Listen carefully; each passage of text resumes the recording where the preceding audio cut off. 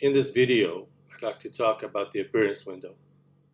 Window, appearance. This is the window. Now let's create a rectangle.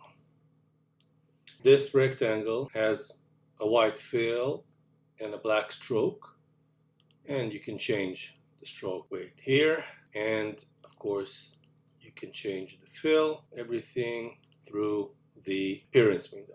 I'd like to add another stroke to this rectangle. I'll just go down here, add new stroke, and you've got another stroke. Now let's change its color to something else. Let's go white, and let's make it thinner. Now let's say you'd like to add another fill. I'll go to the bottom of the window, add new fill, and it copied the fill that we have. Let's create something else. Let's create a pattern. We need the swatches for that. Here are the swatches. Let's create a line. Let's make this line green.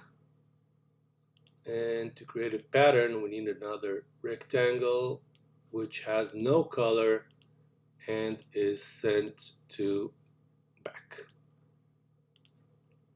I'll select the line and the rectangle and just drag into the swatches. I'm selecting the rectangle, the original one, and I'm going up to the fill here and just clicking on the pattern I just created.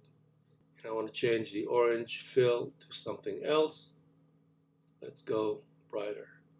Now, if I am standing on the fill here of the pattern, and I'll click on add new fill, it just duplicated the same pattern, the same fill.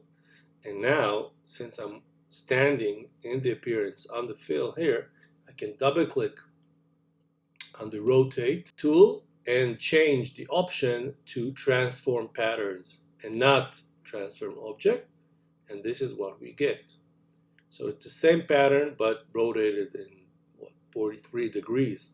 You can change it to whatever you want. Okay, let's change the opacity. Let's lower it a bit. So creating a new ellipse. Now this ellipse has a basic appearance. Doesn't have the appearance that this rectangle has. Now let's say I want to copy the look, the appearance of the rectangle to the circle.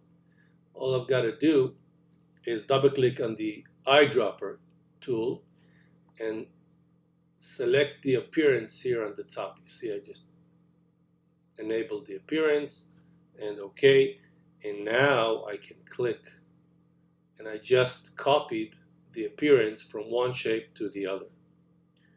So this is a basic explanation of how the appearance works, and I'll show you more appearance tricks and tips in the future.